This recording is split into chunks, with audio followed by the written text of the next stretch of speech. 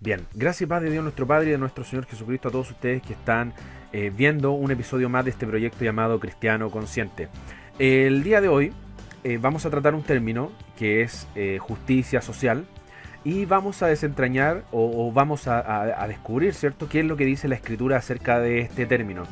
Si bien es cierto, este término, para aquellos que no conocen este concepto de justicia social, se refiere básicamente a los actos que involucran a la sociedad, en donde se pone en práctica la equidad, por ejemplo, la piedad, la misericordia con el prójimo, con las personas, afectando, ¿cierto?, a toda la sociedad.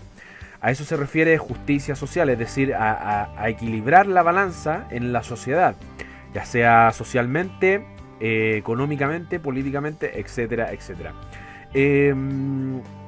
Bueno, primero, más que nada, pedir disculpas, ¿cierto?, a los pocos seguidores que aún tengo, porque básicamente hace, yo creo, dos años o más no he podido subir ningún video. Esto básicamente por problemas personales, pero ya estamos de vuelta y aprovechando, ¿cierto?, también todo ese tiempo de realizar más investigaciones al respecto para poder entregar estos videos que en donde básicamente tratamos temas que no se predican en la iglesia.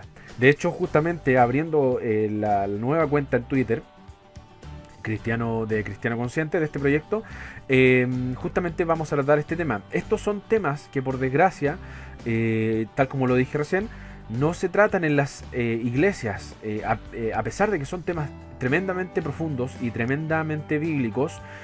Por desgracia hoy día solamente se escuchan mensajes de una corriente de exitismo que no hacen más que propagar el individualismo, ¿cierto?, el egoísmo, el yo personal, el crecimiento personal, cuando la Escritura dice todo lo contrario. Es decir, de hecho el mismo apóstol Pablo lo dice: ya no vivo yo, sino que Cristo vive en mí. Es decir, Pablo da un ejemplo de que el yo personal, el egoísmo, por ende el individualismo, que son sinónimos, deben ser eliminados, y eso es una doctrina netamente cristiana.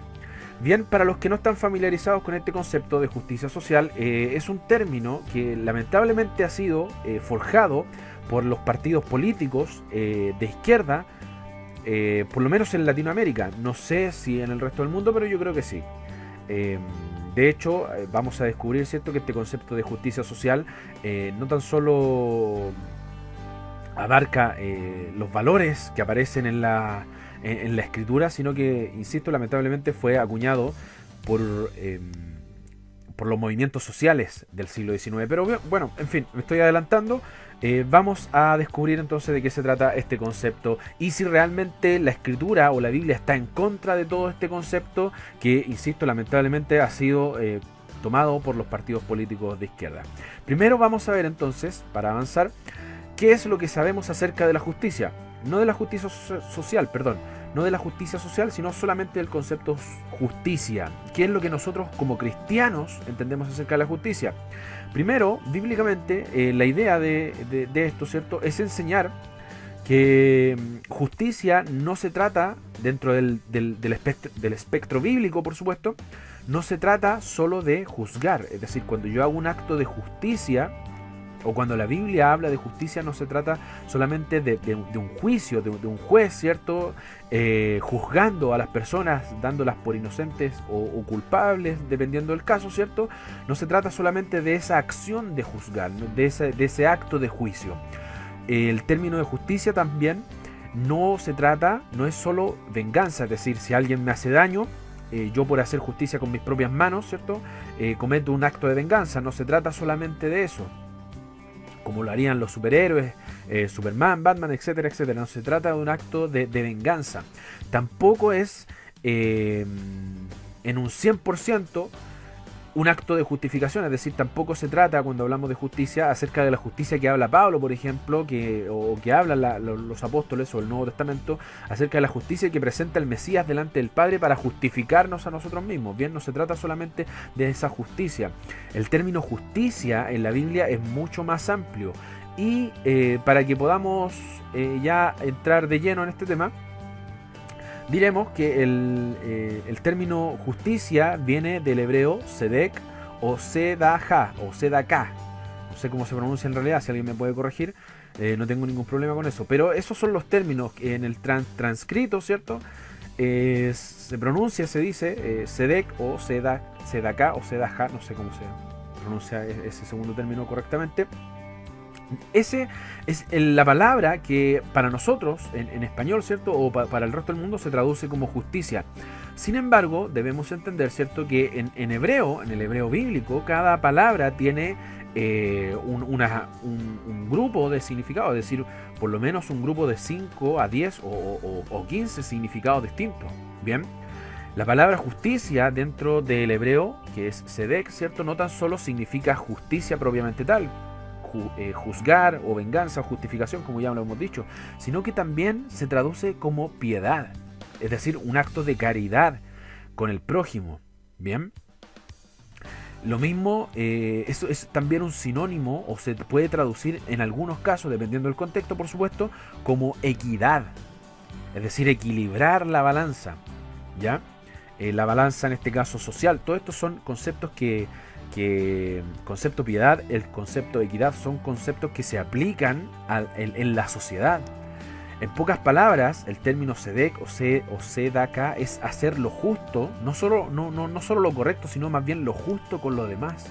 Bien, para poder entender un poco más a ciencia cierta este concepto, se trata de que, por ejemplo,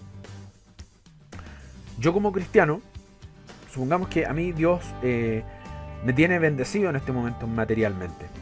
Bien, yo como cristiano obviamente tengo mi fe en Dios.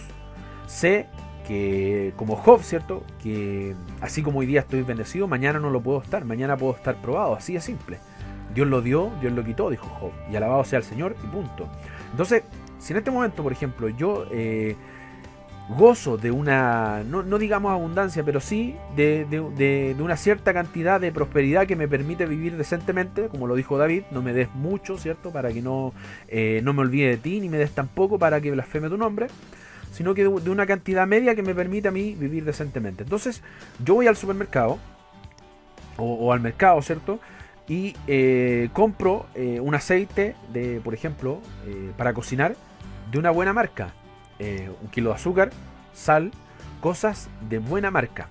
Sin embargo, cuando por ejemplo vemos a un hermano en aflicción y decidimos como iglesia o como grupo eclesiástico o a título personal hacer una especie de canasta de mercadería para esa persona, muchas veces el cristiano o muchas veces ocurre, mejor dicho, que en lugar de poner el aceite de buena marca que yo me compro para mí, para mi familia, ponemos un aceite de una marca más barata, que por lo regular, por lo general, no es una marca tan decente como la que yo uso en mi cocina para cocinar. ¿Me explico? Entonces, el concepto de justicia tiene que ver con eso. Si a mí Dios me bendice y yo tengo la capacidad de comprar una marca, un aceite de marca, ¿cierto? De una buena marca, ¿por qué no soy capaz de repartir ese aceite de buena marca a mi hermano? ¿Por qué a mi hermano le tengo que dar lo peor muchas veces? Bien, eso se llama equilibrar la balanza. Si a mí Dios me bendice con esto, ¿por qué a mi hermano le doy menos? No vaya a ser cosa de que el día de mañana, ¿cierto?, se dé vuelta esta situación y el día de mañana yo esté en necesidad y mi hermano en necesidad. Por eso la Escritura dice claramente: no os burléis, Dios no puede, no os engañéis, Dios no puede ser burlado. Todo lo que el hombre sembrare, eso también segará. Bien, a eso se le llama equidad. Si a mí Dios me bendice con tanto, yo también puedo bendecir con tanto. Eso es equilibrar la balanza, equidad, ¿bien? Eso es justicia. Muchas veces el término en hebreo, Sedek, se traduce como eso, justicia, equidad con los demás. En pocas palabras, practicar la misericordia. De ahí la frase de Jesús: dad hasta que duela, ¿bien? Claro, cuando uno regala cosas malas, cosas inservibles, en el fondo lo que le está regalando el hermano es la basura que a mí no me sirve, así de simple. Pero ¿qué pasaría si yo le doy un traje de una marca costosa, de una marca cara, ¿cierto?, a mi hermano? O le doy el traje preferido o nuevo que yo me compré hace una semana, se la doy a mi hermano. Dar hasta que duela. A eso se refiere el término justicia en hebreo. Ese es el concepto hebreo de justicia, por lo menos el que estamos estudiando, insisto. También significa juzgar, también significa en algunos términos venganza y la justicia que hace Jesucristo, ¿cierto?, frente al Padre. Pero en este momento estamos analizando esta línea de significado que también está dentro del concepto justicia en las Escrituras. Entonces, como todo esto afecta al prójimo, esto afecta a la sociedad, al entorno social que a mí me rodea, a las personas que a mí me rodean, podríamos considerarlo derechamente como justicia social. Sin embargo, vamos a analizar también lo que significa justicia social, que tal como lo mencionaba, es un concepto que no siempre, es un concepto que técnicamente siempre ha sido bíblico. Eso es lo que vamos a demostrar en este video, que lamentablemente fue tomado por los partidos de izquierda, no fue creado por los partidos políticos de izquierda, bien, ni socialistas ni comunistas, o cualquier otro nombre que tenga, sino que fue acuñado por ellos. Pero los valores que se entienden dentro de este concepto de justicia social son netamente bíblicos. Primero vamos entonces a la definición.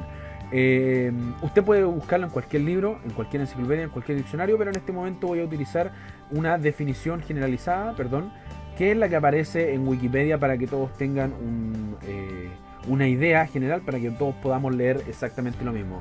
Históricamente, cito la frase de Wikipedia, dice: históricamente el concepto de justicia social aparece relacionado al conflicto que en el siglo XIX se llamó la cuestión social, es decir, el creciente malestar y reclamo de los trabajadores que fue creciendo en importancia en todo el mundo a partir de la instalación del capitalismo, para la época de la revolución industrial más o menos, ¿bien?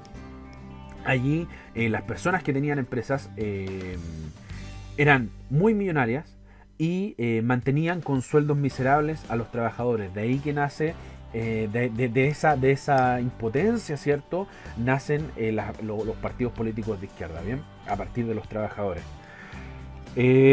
o del reclamo de los trabajadores y de la injusticia que se vivía en la sociedad.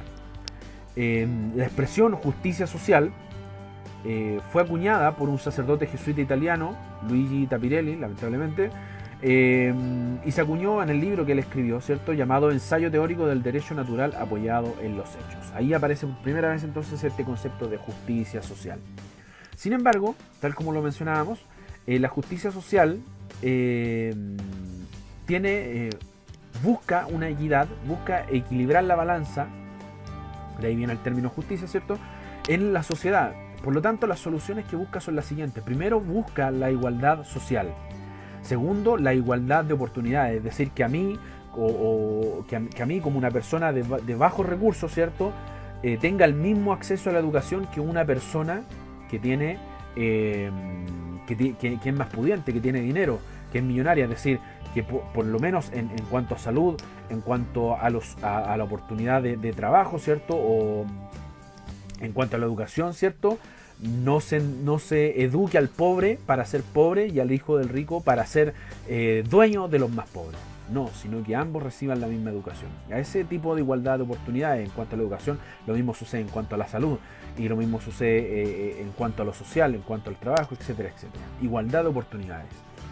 También intenta resolver la cuestión de la pobreza, bien, obviamente, porque de eso se trata, de equilibrar la balanza en lo social.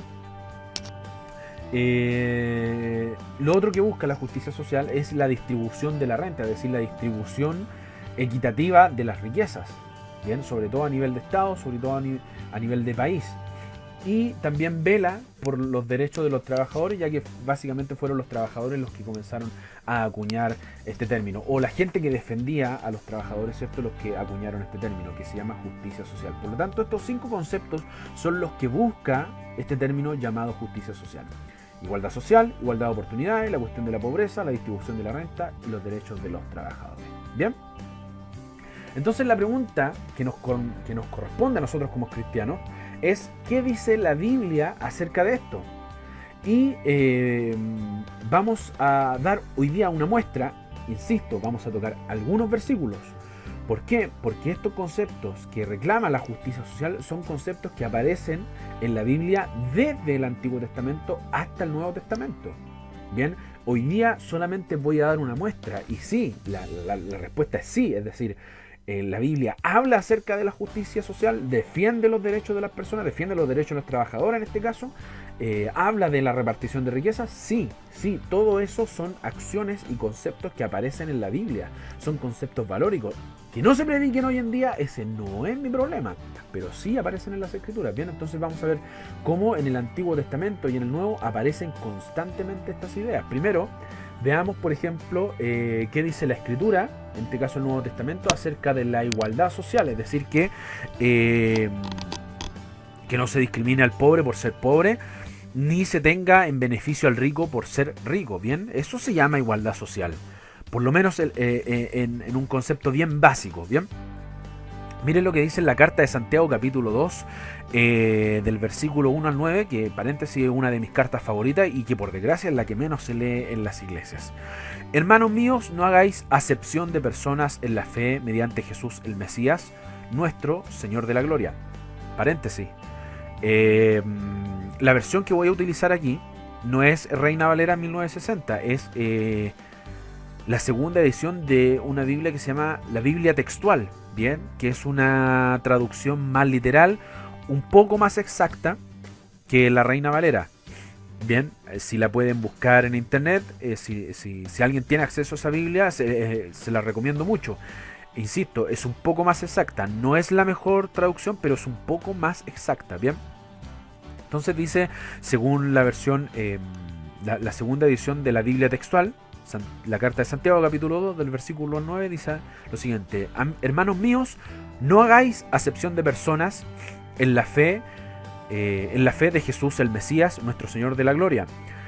Porque si en vuestra sinagoga entra un hombre con anillo de oro, con ropa espléndida, y también entra un pobre con vestido andrajoso, y miráis con agrado al que trae ropa espléndida, y decís, siéntate tú aquí confortablemente, y decís al pobre, quédate tú allí de pie, o siéntate aquí debajo del escabel, ¿no sois parciales entre vosotros mismos y venís a ser jueces con malos pensamientos?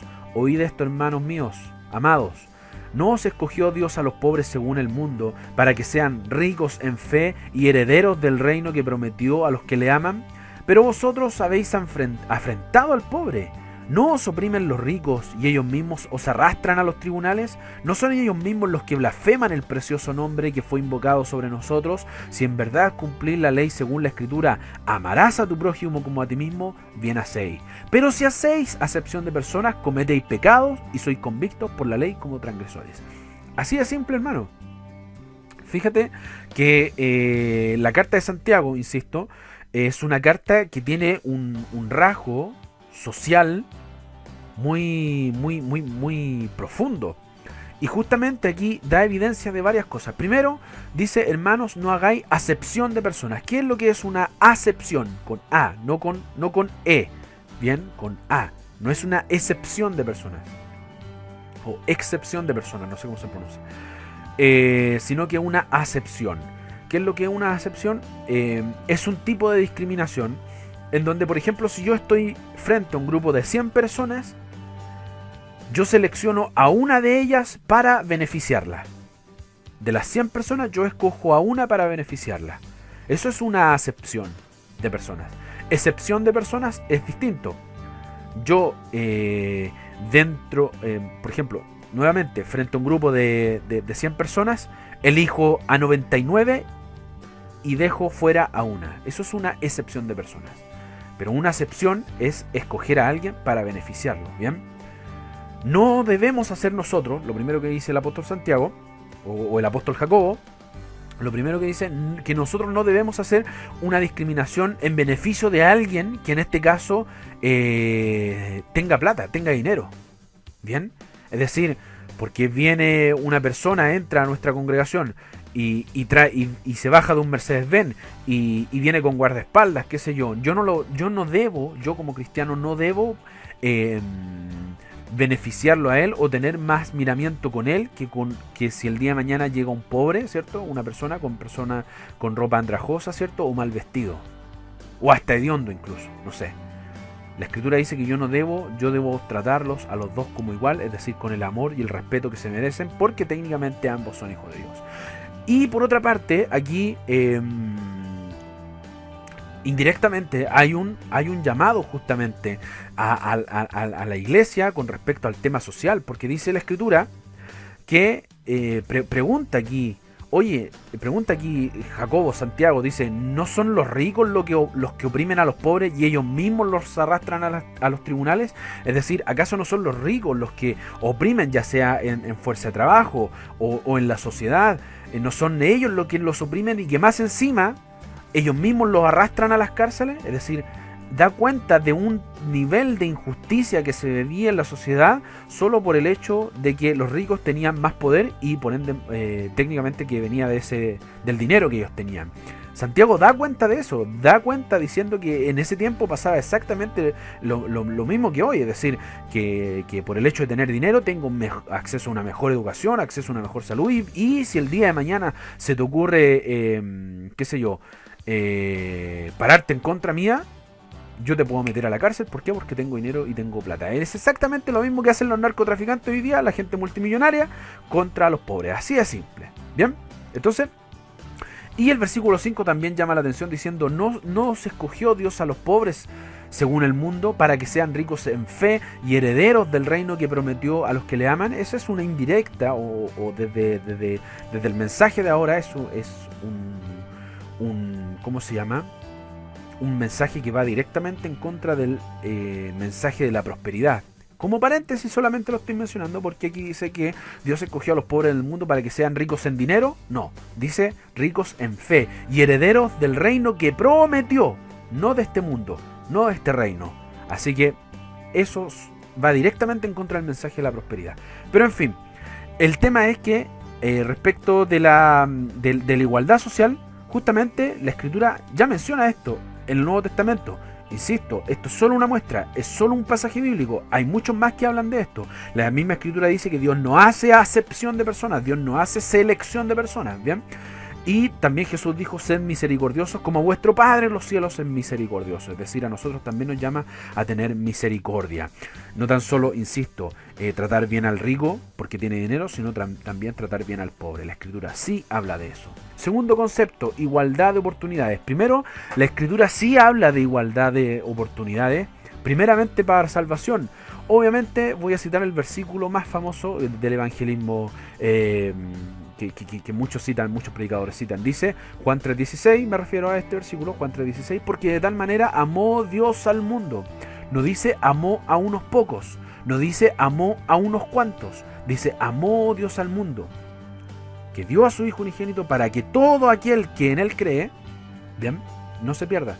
Todas las personas, a eso se refiere, todas las personas que crean en el Mesías no se pierdan, sino que tengan vida eterna. Dios amó a todo el mundo. ¿Bien? ¿Para qué? Para que todas las personas que quieran creer en el Mesías no se pierdan. Entonces ya ahí estábamos hablando de que Dios abrió una puerta con igualdad de oportunidades. Ricos, pobres, de distintas razas, etcétera, etcétera, etcétera. Eso se llama igualdad de oportunidades. Dios abrió las puertas de salvación a todo el mundo. ¿Bien? Y también tenemos otro pasaje bíblico al respecto de la igualdad de oportunidades ante Dios, en donde se hace una mención a dos personas que subieron al templo a orar según las palabras de Jesús. Lucas capítulo 18, del versículo 9 al 14, insisto, segunda edición de la Biblia textual. Dice así: y a unos que confiaban en sí mismos como justos y menospreciaban a los demás, les propuso, Jesús, ¿cierto? Les propuso esta parábola. Dos hombres subieron al templo a orar, el uno fariseo y el otro publicano. El fariseo de pie oraba consigo mismo estas cosas: oh Dios, te doy gracias porque no soy como los demás hombres, ladrones, injustos, adúlteros, y tampoco como este publicano. Ayuno 2 veces a la semana y pago el diezmo de todo lo que gano. Pero el publicano, a distancia, que no quería ni aún alzar los ojos al cielo, sino que se golpeaba el pecho diciendo: oh Dios, sé propicio a mí, pecador. Os digo que éste bajó a su casa justificado antes que aquel. Porque todo aquel que se enaltece será humillado y el que se humilla será enaltecido. ¿Bien? Entonces fíjate cómo Dios justifica, en este caso, a alguien que era considerado pecador. Un publicano era alguien que estaba encargado de cobrar los impuestos para Roma en el pueblo. técnicamente un publicano de partida, en primer lugar, era un traidor contra el pueblo judío porque se encargaba de recopilar, de ir a cobrar impuestos para Roma. Así de simple. Bien, entonces el publicano ya era un traidor a la patria, en este caso al pueblo de Israel. Segundo, estos personajes, los publicanos, nunca andaban solos, porque como el pueblo los odiaba, estos personajes siempre andaban con una especie de guardaespaldas que andaban armados. Bien, entonces él nunca iba solo a las casas. Segundo, muchos publicanos abusaban de este poder y cuando las personas no tenían para pagar los impuestos, les quitaban los que tenían. Bien, entonces era el publicano, hermano.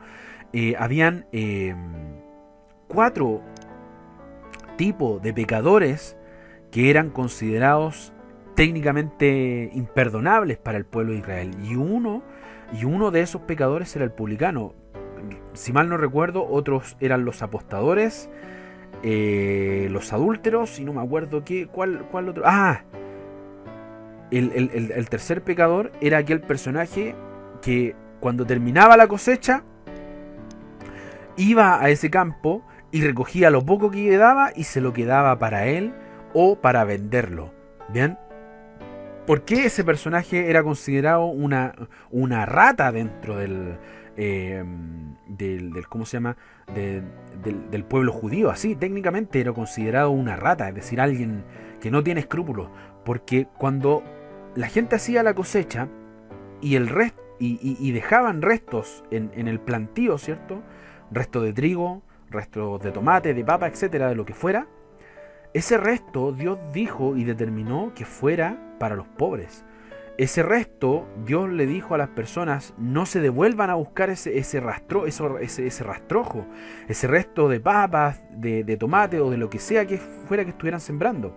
Bien, no se devuelvan, porque eso es para el pobre, para el huérfano, para la viuda, para el desamparado, para aquel que no tiene que comer. Entonces, habían personajes que se aprovechaban de esto, ¿cierto? Y se metían a los sembradíos a sacar esto poco que quedaba y lo vendían. Ese era el tercer tipo de pecador, que eran técnicamente considerados pecadores ya imperdonables dentro de las leyes judías o dentro del mismo pueblo judío. Bien, el cuarto pecador entonces era el publicano. Primero por traidor, segundo por abusador de poder y tercero porque siempre se quedaba con más dinero del que correspondía. Por lo tanto, un publicano, hermano, era alguien técnicamente imperdonable. Pero según esta parábola, dice que como el publicano se humilló, recibió el perdón, recibió la justificación. Es decir, Dios no hizo, nuevamente como lo tratábamos en el punto anterior, no hizo una selección de personas, no miró al fariseo. Paréntesis, los fariseos eran hombres ricos. Cuando la Escritura habla en el Nuevo Testamento acerca del joven rico, por ejemplo, el rico insensato, todos ellos eran fariseos, no habían fariseos pobres. Así de simple. Un fariseo era un hombre que tenía dinero. Entonces, entre estos dos hombres que tenían dinero, los dos recibieron la misma oportunidad delante de Dios, de acercarse al Creador, de orar por sus pecados. Sin embargo, aquí el publicano recibió el perdón no porque fuera mejor persona. Así de simple, porque si ponemos en una balanza a quién de los dos era mejor persona, según lo que dice el fariseo era mejor persona. Y el publicano no tenía por dónde porque era un vil pecador. Así de simple. Pero Dios no miró eso, sino que a los dos le dio la misma oportunidad de acercarse a Dios. Y es más, el publicano salió justificado porque se humilló. Bien, entonces existe primeramente, con el versículo anterior, Juan 3:16, y a través de este pasaje bíblico, que Dios da oportunidades, da una igualdad de oportunidades para el rico, para el pobre, para el que se cree santo y para el pecador. Así de simple. Eso se llama igualdad de oportunidades. De tal manera amó Dios a todo el mundo. No dice a un grupo de personas, dice a todo el mundo. Bien. Y en cuanto a la movilidad social, si existen igualdad de oportunidades, es decir, si un pobre puede llegar a ser alguien de poder, alguien con dinero en este mundo, y viceversa, porque claro, el cristiano de este tiempo le gusta, ¿cierto?, la idea de que yo no tengo mucho dinero, entonces me voy a acercar a Dios para tener más dinero. No. Hoy día ahora no estoy hablando de prosperidad, estoy hablando de un tema específico, decir, de la movilidad social. Si que eso existe, por supuesto. No siempre se da, así que no se anime ni tampoco crea que estoy hablando de acerca de la prosperidad. Bien, tenemos ejemplos de movilidad social, de pobre a rico y de rico a pobre. Bien, José pasó a ser de un reo, ¿cierto? De un reo, de un hombre de la cárcel, de un carcelario, a ser gobernador de Egipto. Moisés, por otra parte, pasó de ser esclavo a príncipe y de príncipe a esclavo nuevamente, a pastor, ¿bien? Y de ahí a libertador, a ser un hombre importante dentro de su pueblo. Eso es movilidad social. Y David también era pastor de ovejas y pasó a ser rey, ¿bien? Son casos puntuales, no estoy hablando de prosperidad, son casos puntuales, pero que sí existen dentro de la Escritura y que dan cuenta de que existe una igualdad de oportunidades para reos, para esclavos y para pastores. Bien, y viceversa, para gobernadores, esclavos y reyes. Bien. Entonces la Biblia sí menciona estos ejemplos como ejemplos de igualdad de oportunidades. Respecto de la cuestión de la pobreza, por supuesto que Dios habla mucho acerca de esto. Bien, lamentablemente hoy día, insisto, estos mensajes no se escuchan. ¿Por qué? Porque la gente privilegia más el hecho de tener dinero que el hecho de ser caritativo con aquel que no tiene.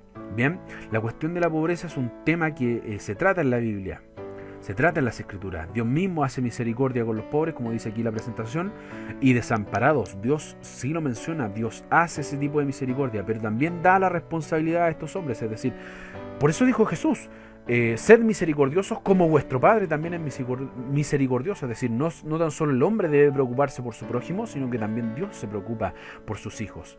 Y esta idea aparece tanto en el Antiguo Testamento como en el Nuevo Testamento. Eso es lo que técnicamente se llama equidad. Eso es justicia social. Bien, vamos a citar algunos versículos. Bajo la misma Biblia que ya mencioné, la Biblia textual, segunda edición, 1999, dice... Éxodo capítulo 22 del versículo 21 al 27. Dice, no maltratarás ni oprimirás al extranjero. Atención, chilenos. Bien, a Chile está llegando mucho extranjero de Haití, de Colombia, de Perú, que hace años vienen de Perú, de otras partes del mundo, Venezuela, Ecuador, muchos extranjeros en estos últimos años llegando a Chile. Mira lo que dice la Escritura: no maltratarás ni oprimirás al extranjero, porque extranjeros fuisteis vosotros en la tierra de Egipto. Es decir, por eso Pedro dice, antes erais extranjeros, pero ahora pertenecéis al pueblo de Dios, sois nación santa. Nosotros también, no tan solo los israelitas, nosotros también éramos extranjeros para el pueblo de Dios.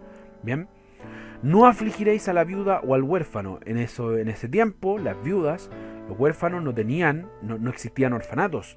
Las viudas no cobraban una pensión ante el gobierno. No existía un bono de dinero para las viudas que daba el gobierno, no. La viuda simplemente tenía que valérselas por sí mismo, y muchas veces anciana, tenía que trabajar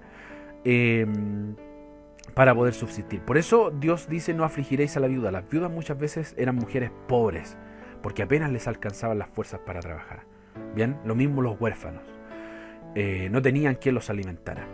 Si en verdad los afliges y ellos elevan a mí, ¿cierto?, a Dios, su clamor, ciertamente yo escucharé su clamor y se encenderá mi ira y os haré morir a espada y vuestras mujeres quedarán viudas y vuestros hijos huérfanos. Es decir, ¿no te gustó afligir a la viuda? El día que lo hagas, tu mujer va a quedar viuda. ¿No te gustó afligir al huérfano? El día que lo hagas, tus hijos van a quedar huérfanos. Si prestas dinero a mi pueblo, al pobre que está contigo, no serás usurero con él, ni le impondrás interés. Fíjate lo que dice aquí la Escritura. Es algo que hoy día hacen muchos de los banqueros, que técnicamente son judíos.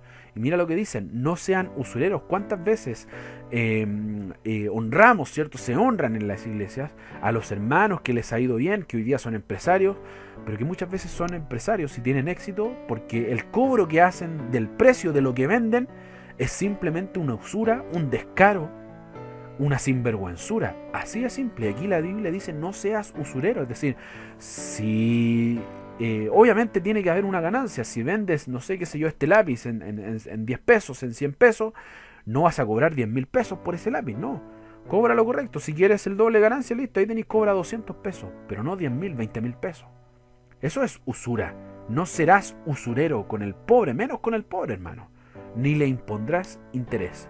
Si tomas en prenda el manto de tu prójimo, se lo devolverás a la puesta del sol, pues el manto para su piel es su único cobertor. ¿En qué se ha de acostar cuando llegue la noche, cierto? Y si clama a mí, sucederá que yo escucharé, porque yo soy misericordioso. Aquí en el Antiguo Testamento Dios ya está diciendo: yo soy misericordioso. ¿Bien? Por eso Jesús hace el llamado: sed misericordioso como vuestro Padre en los cielos es misericordioso.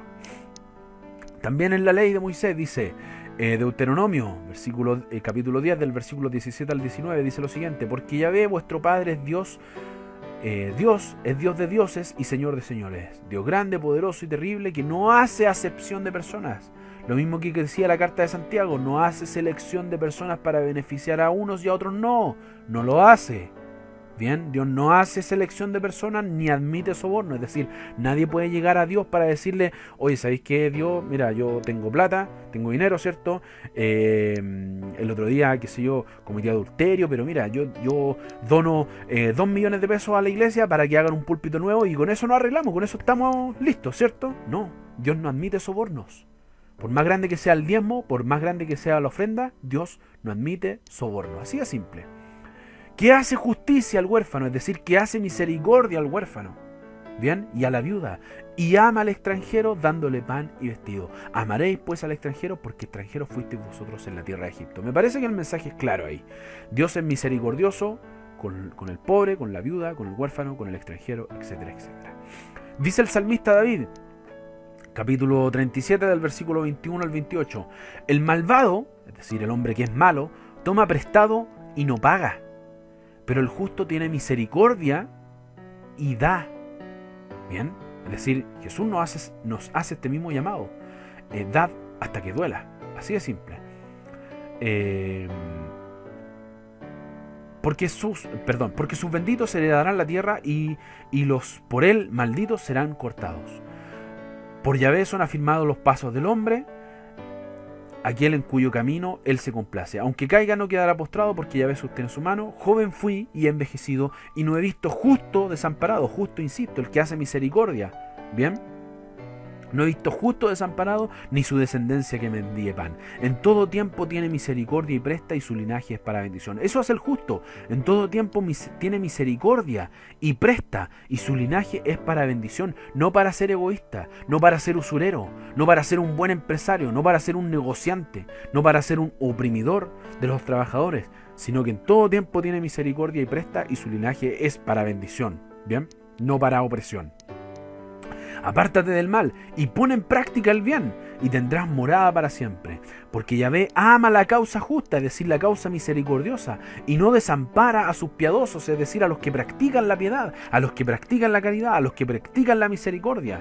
Bien, para siempre serán guardados, pero la descendencia de los malos se extinguirá. Paréntesis, ¿se dan cuenta que el evangelio que hoy día se nos predica es muy distinto a esto? Hoy día se nos dice, ofrenda 100 para que el Señor te dé 10.000, ofrenda 20.000 para que el Señor te dé 2 millones, etc.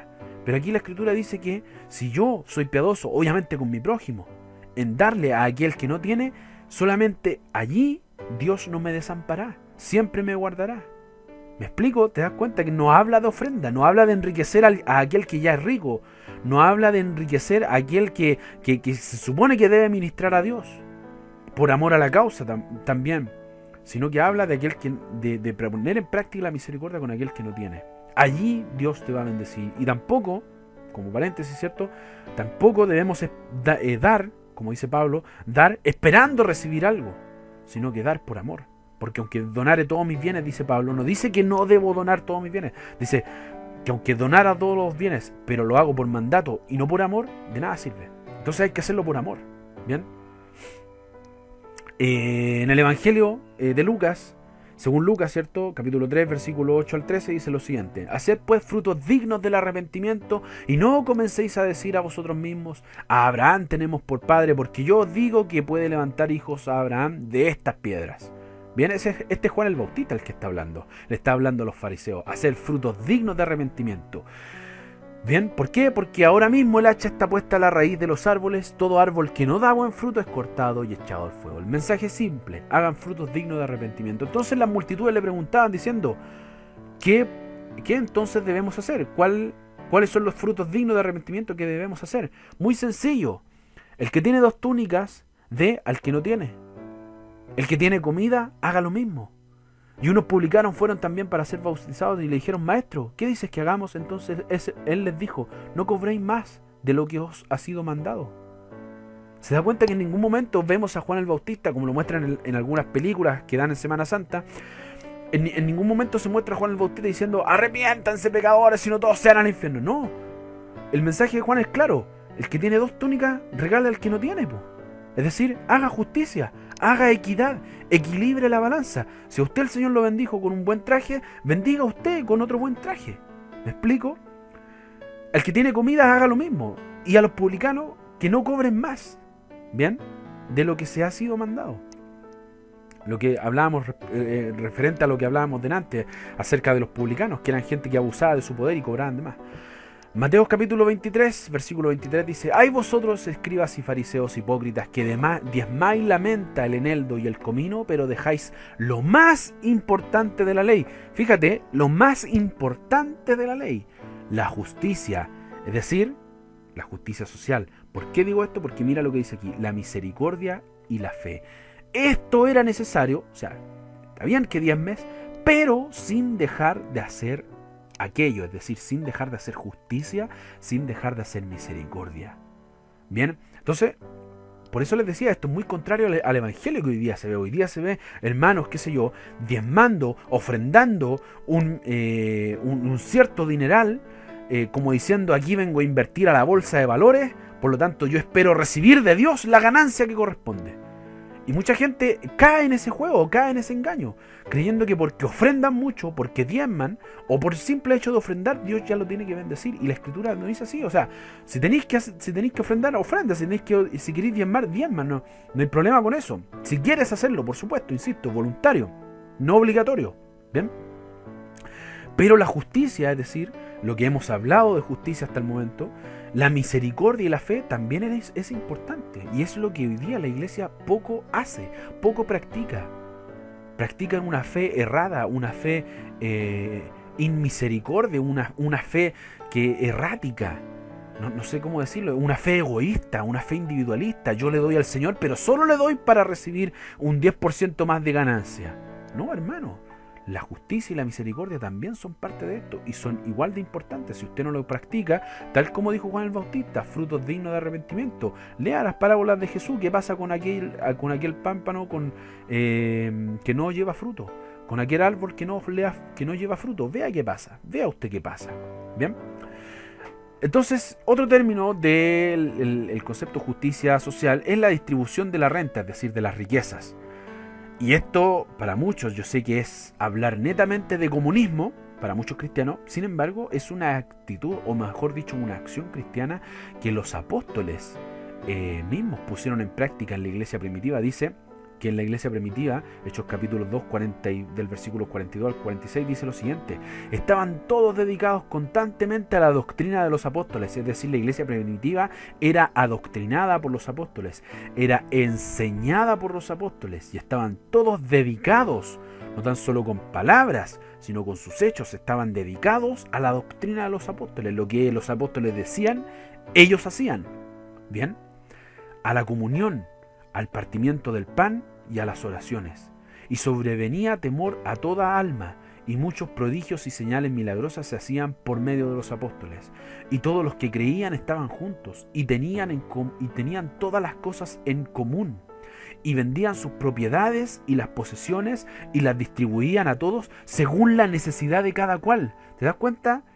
No nos olvidemos, esto era adoctrinado, enseñado por los apóstoles, y los apóstoles recibieron esta enseñanza de Jesús, que también habla lo mismo Juan el Bautista, y Jesús dice esto, si es lo que le dice al joven rico, al joven fariseo: Señor, ¿qué debo hacer para ser salvo? Yo hago la ley, diezmo, honro a mis padres, etcétera, etcétera. Perfecto, ¿querés ser salvo?, le dice Jesús. ¿Quieres ser perfecto para entrar en mi reino? Sí, Señor, ¿qué más debo hacer? Vende todo lo que tienes y repártelo a los pobres. Y el joven se entristeció. ¿Por qué? Porque amaba más seguramente el dinero que a Dios. Amaba más a sus posesiones terrenales que a Jesús. Sin embargo, la iglesia de los apóstoles hace exactamente lo que Jesús le pidió al joven rico. Ellos sí lo estaban viviendo, ellos sí lo estaban haciendo. Versículo 42, estaban dedicados constantemente a hacer estas cosas. Vendían las propiedades y las posesiones y las distribuían a todos según la necesidad de cada cual. Es decir, practicaban la equidad social. Y perseverando unánimes cada día en el templo y partiendo el pan de casa en casa, compartían el alimento con alegría y sencillez de corazón. Mira qué simple, hermano. Mira qué simple.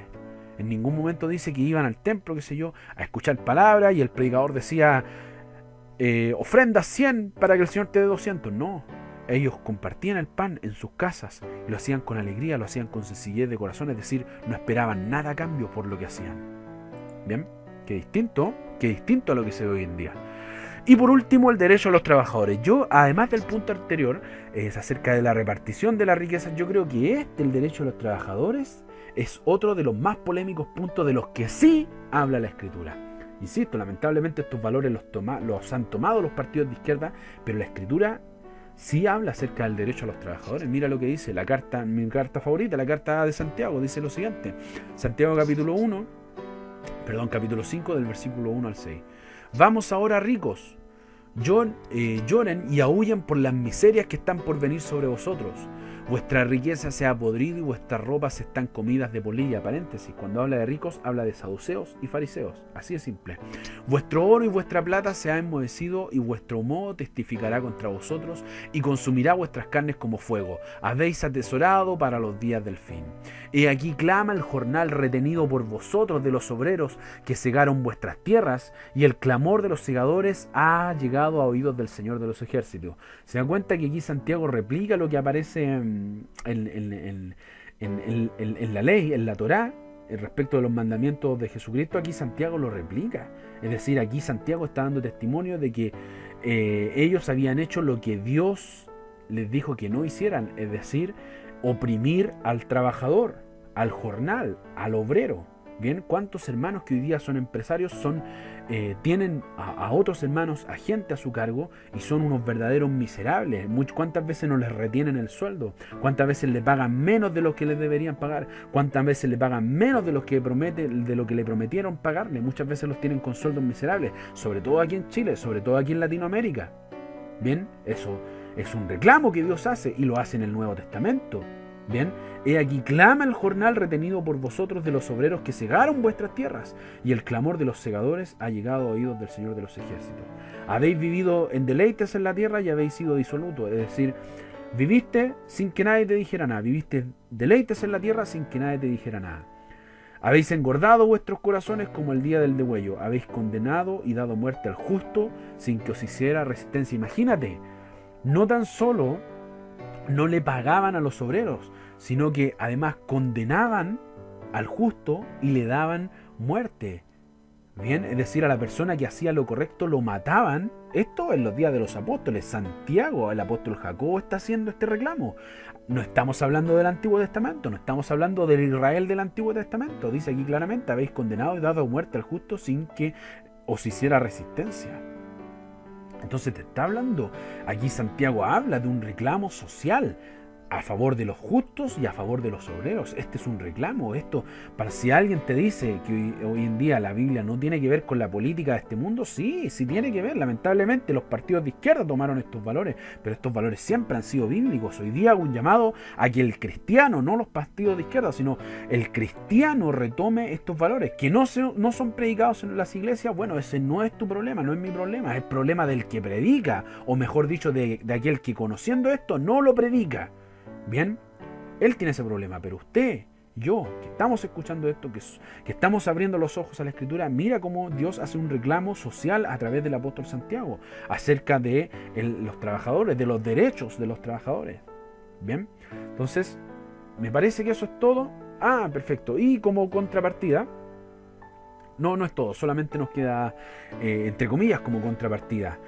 Por si a alguien no le quedó claro, es de que Dios manda a hacer justicia social o misericordia a la gente, a dar igualdad de oportunidades, a defender a los obreros, habla de la repartición de riquezas, etcétera, etcétera, etcétera. Bien, por si a alguien no le quedó claro, efectivamente, Dios sí habla en contra de la injusticia, y ese término justamente se refiere a lo social. Dice el libro de Isaías 58, capítulo 1 del versículo... Perdón. Me enredé. El libro de Isaías, capítulo 58, del versículo 1 al 10. Eso es lo que quise decir. Dice: clama con voz en cuello, le dice Dios al profeta. No te detengas, alza tu voz como una trompeta. Denuncia a mi pueblo su rebelión y a la casa de Jacob sus pecados. Fíjate, esta es la rebelión del pueblo de Israel, que me buscan de día en día y muestran deseos de conocer mis caminos como pueblo que practicara la justicia, es decir, como si ellos practicaran la justicia, y como pueblo que no abandona la ley de su Dios. Me piden las ordenanzas de justicia, se complacen en la cercanía de Elohim. Decís: ¿para qué ayunar si no haces caso? ¿Afligir nuestra alma si no te enteras? Pero he aquí, en el día del ayuno buscáis vuestro propio interés y apremiáis todos vuestros trabajos. He aquí, para contiendas y debates ayunáis, para herir con puño inicuamente. No ayunéis como ahora, si queréis que vuestra voz sea oída en lo alto. Es tal el ayuno que yo escogí, que de día aflija al hombre su alma, que mueva la cabeza como un junco y acostarse sobre saco y ceniza. ¿Llamaréis a eso ayuno? ¿Día agradable a Yahvé? Por supuesto que no, paréntesis. ¿No es más bien el ayuno que yo escogí, desatar las ligaduras de maldad, soltar las cargas de opresión? Fíjate, habla de opresión. Y dejar ir libres a los quebrantados, y que rompáis todo yugo. Quebrantados, estamos hablando de yugos de esclavitud, de gente oprimida. ¿No es también que partas tu pan con el hambriento y a los pobres errantes albergues en casa, que cuando veas al desnudo lo cubras y no te escondas de tu hermano? Lo mismo que dice Santiago: no te escondáis del pobre. Entonces nacerá tu luz como el alba y tu salvación se dejará ver pronto. Tu justicia irá delante de ti y la gloria de Yahvé será tu retaguardia. Entonces invocarás y Yahvé responderá. Suplicarás y él dirá: heme aquí. Imagínate, Dios diciendo heme aquí. Si quitas en medio tuyo la opresión y el dedo amenazador y las palabras arrogantes, si de tu alma sacas pan para el hambriento y sacías al alma afligida, en las tinieblas entonces nacerá tu luz y tu oscuridad será como el mediodía. Fíjate la demanda. ¿Qué es lo que ocurre aquí según lo que dice Dios al profeta Isaías? Que aquí mucha gente ayunaba, como muchos evangélicos hoy día ayunan, para debatir contra otro hermano que tiene una doctrina distinta, para ganar en el debate, para amenazar cual fariseo, ¿cierto?, a los demás por pecadores, porque yo soy santo, no digo groserías, porque yo soy santo, no oro 3 veces al día. Lo mismo que el fariseo, de manera farisárica, apuntar al hermano, ¿cierto? Para eso ayunaban. Dice Dios: para eso, ese es el ayuno que yo escogí. ¿Ese es el día agradable que yo les dije que hicieran? No, por supuesto que no. Este es el ayuno que yo escogí: que desaten las ligaduras de maldad, que suelten las cargas de la opresión, que partas tu pan con el hambriento, que cubras a los pobres errantes y los albergues en casa, que cuando veas al desnudo le cubras con ropa, ¿cierto? Que no te escondas, no te avergüences de tu hermano para ayudarle. Entonces así nacerá tu luz como el alba. Así entonces me invocarás y yo te responderé. Suplicarás a mí y yo te diré: heme aquí. Imagínate, hermano, cuando la iglesia entienda esto, cuando la gente haga esto, entonces no vas a ser tú el que diga heme aquí, va a ser Dios el que te diga heme aquí. Eso es lo que la Escritura te está diciendo. Pero la iglesia no hace esto. La iglesia solamente va a las congregaciones para que el predicador de turno les diga: tienen que administrar bien su dinero, tienen que tener metas, si tú ofrendas 10, Dios te va a dar 100. Me explico, solamente para alimentar el individualismo y el crecimiento del yo personal. Pero cuando la iglesia comience a hacer estos actos de misericordia entre sus hermanos, entre su prójimo, entonces yo creo que las cosas van a cambiar para la iglesia de Dios. Bien, ese es el mensaje, hermano, ese es el mensaje. Que la gracia y la paz de todos ustedes estén en vuestros corazones. En el nombre de nuestro Señor Jesucristo me despido. Nos vemos entonces en un próximo episodio de este proyecto llamado Cristiano Consciente. Bien, bendiciones.